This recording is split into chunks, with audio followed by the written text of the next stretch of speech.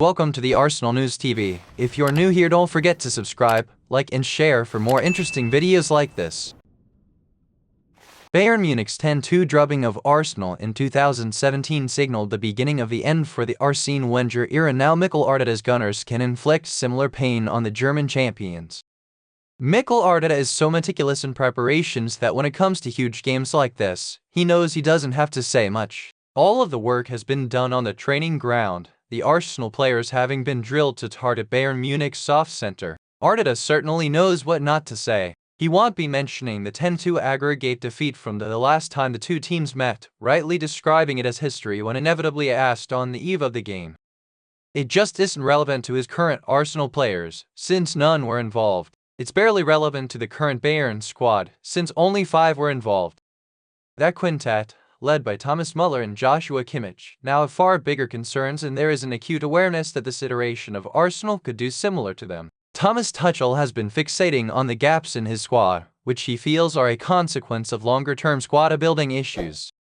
That points to the one way the 10-2 is relevant in framing this game. It displays how empires rise and fall in football, and could neatly bookend what happened in 2017. That humiliation was the final sign that the Arsene Wenger era was over, and this quarter-final might just fully end this Bayern Munich dynasty. The chances of a 12th Bundesliga in a row are gone, finished by a Bayer Leverkusen managed by Xabi Alonso, who was on the pitch for both legs of that 10-2.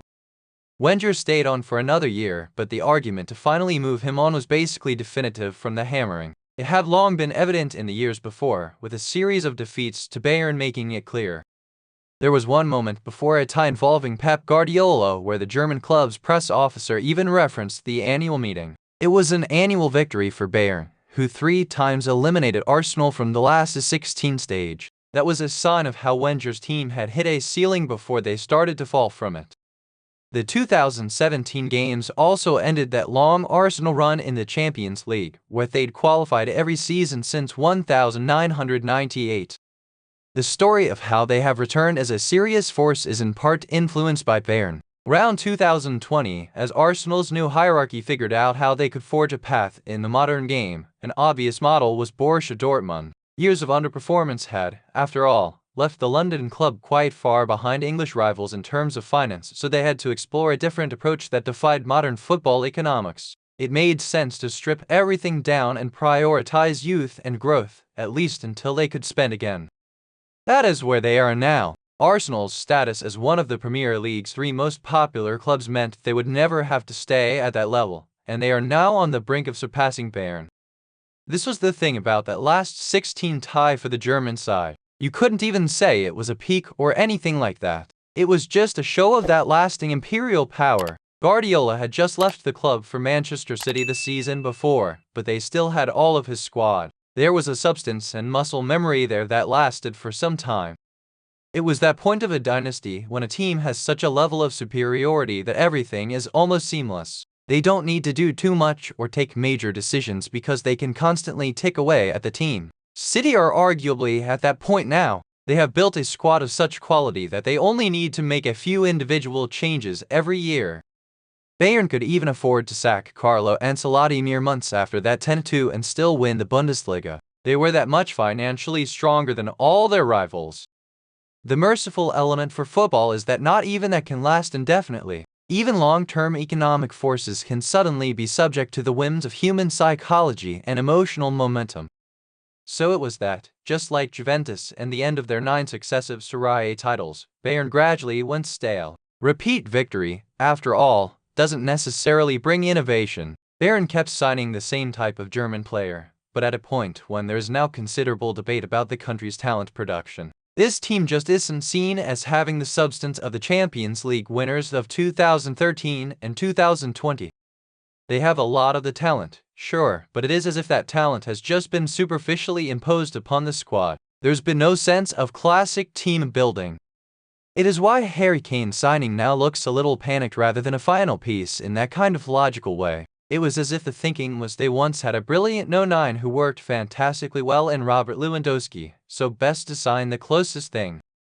Kane has done his part in scoring so many goals. The issue is that it hasn't been a part in a clearly defined team. For all the mirth that has brought about Kane's ongoing struggle to win medals, it is hard not to have some sympathy. He joined a club like Bayern at the wrong time. That is also what is most interesting about the fall of this empire in the context of this match. It is amazing how, when it goes, it really goes. The same happened with Juventus. It's not just that Bayern are more beatable, it's that they are calamitous. An aura has vanished. Teams like Heidenheim, as we saw in that 3-2 comeback at the weekend, have just sensed vulnerability and gone for them.